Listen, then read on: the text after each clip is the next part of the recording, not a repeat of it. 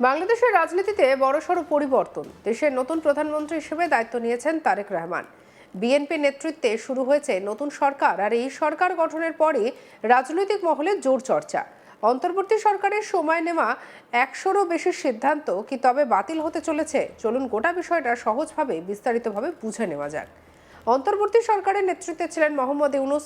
1.5 বছরের সেই প্রশাসনিক সময়ে মোট 132টি সিদ্ধান্ত বা অধ্যাদেশ জারি করা হয়েছিল বলেই জানা যাচ্ছে। এই সিদ্ধান্তগুলির মধ্যে ছিল প্রশাসনিক সংস্কার, বিভিন্ন দফতরের কাঠামোগত পরিবর্তন, আইন শৃঙ্খলা সংক্রান্ত কঠোরতা, অর্থনৈতিক ব্যবস্থাপনা এবং বৈদেশিক সম্পর্ক নিয়ে একাধিক নীতিগত পদক্ষেপ।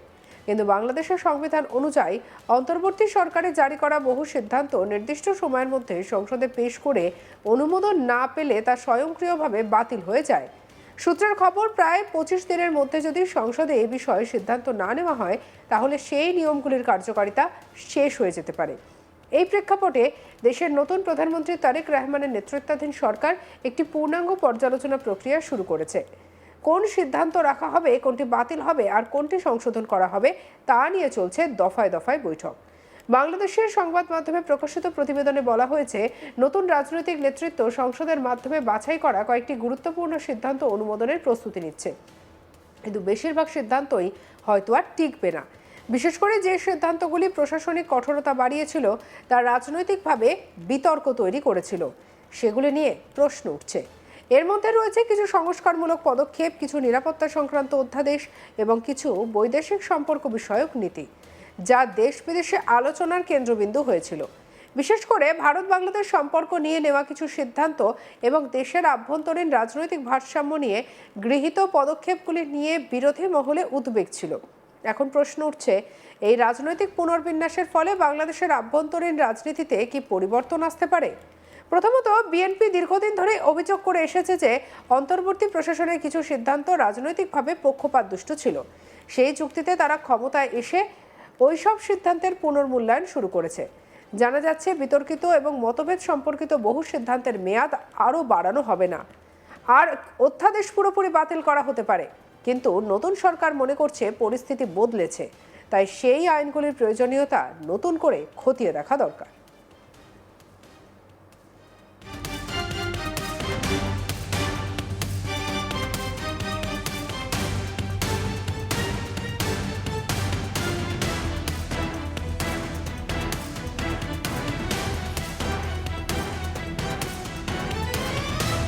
রাজনৈতিক বিশ্লেষকদের মতে এই পদক্ষেপ আসলে বিএনপির রাজনৈতিক অবস্থানকে শক্ত করার একটি কৌশলও হতে পারে।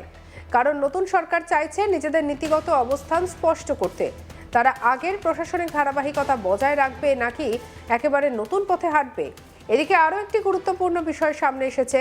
শেখ হাসিনার দল বাংলাদেশ আওয়ামী লীগ এর ওপর যে নিষেধাজ্ঞা ছিল তা প্রত্যাহার সম্ভাবনাও তৈরি হয়েছে।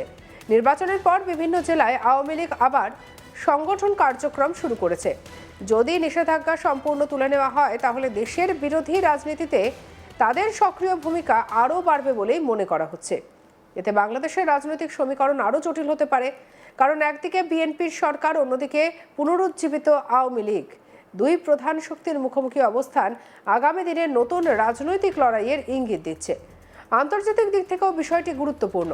ইতিমধ্যেই ভারতের প্রধানমন্ত্রী নরেন্দ্র মোদী তারেক রহমানকে শুভেচ্ছা জানিয়েছেন। এই বার্তাকে অনেকেই ইতিবাচক কূটনৈতিক সংকেত হিসেবে দেখছেন। বিশ্লেষকদের একাংশ মনে করছেন, বিএনপি ক্ষমতায় আসার পর ভারত বাংলাদেশ সম্পর্ক হয়তো নতুন করে ভারসাম্যে ফিরতে পারে। গত কয়েক বছরে দুই দেশের সম্পর্ক নানা উত্থান পতনের মধ্যে দিয়ে গেছে। সীমান্ত নিরাপত্তা, বাণিজ্য, সংখ্যালঘু নিরাপত্তা, একাধিক ইস্যুতে আলোচনা হয়েছে। আর এবার নতুন সরকার সেই সম্পর্ককে কিভাবে এগিয়ে নিয়ে যায় সেটাই এখন দেখার।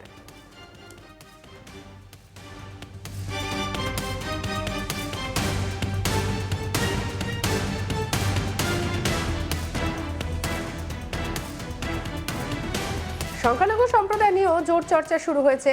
অনেকেই মনে করছেন, অন্তর্বর্তী সরকারের সময় সংখ্যালঘু হিন্দুদের ওপরে হামলার যে অভিযোগ উঠেছিল সেই বিষয়েও নতুন সরকার কড়া অবস্থান নিতে পারে।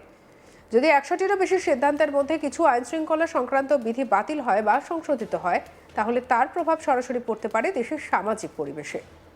কিছু পর্যবেক্ষকদের মতে, যারা সংখ্যালঘুদের ওপর আক্রমণ চালিয়েছে বা আইনকে ব্যবহার করে অস্থিরতা সৃষ্টি করেছে তারা বিএনপির আমলে কঠোর আইনি ব্যবস্থার মুখে পড়তে পারে, এমনকি রাজনৈতিক আশ্রয় হারিয়ে কোণঠাসা হয়ে যাওয়ার আশঙ্কাও রয়েছে। তবে অন্যদিকে আবার একটি মত বলছে, এতগুলো সিদ্ধান্ত একসঙ্গে বাতিল হয়ে গেছে, প্রশাসনিক ধারাবাহিকতায় সমস্যা তৈরি হতে পারে। ১.৫ বছর ধরে নেওয়া সিদ্ধান্তগুলির মধ্যে অনেকগুলি অর্থনীতি এবং প্রশাসনিক সংস্কারের সঙ্গে যুক্ত ছিল। সেগুলি হঠাৎ বন্ধ হয়ে গেলে নীতি অস্থিরতা তৈরি হতে পারে।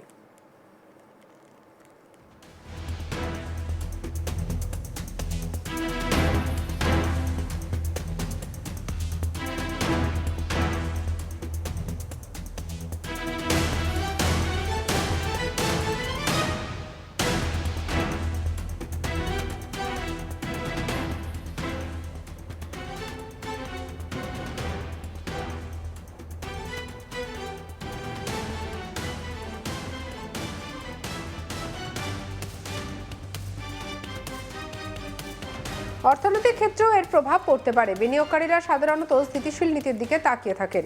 যদি বারবার নীতি পরিবর্তন হয় তাহলে বিদেশি বিনিয়োগে প্রভাব পড়তে পারে, ফলে নতুন সরকারের জন্য সেটা হবে চ্যালেঞ্জের।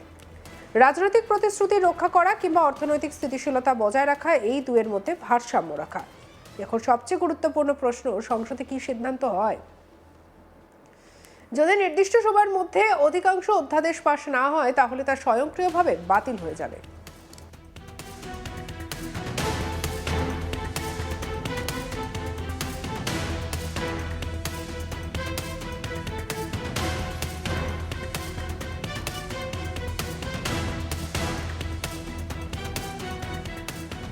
সেক্ষেত্রে বাংলাদেশ এক নতুন প্রশাসনিক অধ্যায় প্রবেশ করবে। আর যদি কিছু গুরুত্বপূর্ণ সিদ্ধান্ত অনুমোদন পায় তাহলে বোঝা যাবে নতুন সরকার পুরনো প্রশাসনের নতুন নীতি বহাল রাখার পক্ষেও রয়েছে। সব মিলিয়ে বলা যায় বাংলাদেশের রাজনীতি এখন এক সন্ধিক্ষণে দাঁড়িয়ে। নতুন প্রধানমন্ত্রী, নতুন সরকার, পুরনো সিদ্ধান্তের পর্যালোচনা, সব মিলিয়ে পরিস্থিতি অত্যন্ত তাৎপর্যপূর্ণ। আগামী কয়েক সপ্তাহ নির্ধারণ করবে অন্তর্বর্তী সরকারের ১৩২টি সিদ্ধান্তের মধ্যে কতগুলি টিকে থাকবে আর কতগুলি ইতিহাসের পাতায় থেকে যাবে। দেশের অভ্যন্তরীণ রাজনীতি, সংখ্যালঘু নিরাপত্তা, ভারত বাংলাদেশ সম্পর্ক, সবকিছুই এর ওপর প্রভাব ফেলবে। বাংলাদেশের জনগণ এখন তাকিয়ে আছে সংসদের দিকে। নতুন সরকারের প্রতিটি পদক্ষেপে নজরে রাখছে চীন। আর এদিকে রাজনৈতিক পালাবদলের পর প্রশাসনিক পুনর্গঠন, এই প্রক্রিয়া কতটা মসৃণ হয় সেটাই এখন দেখার।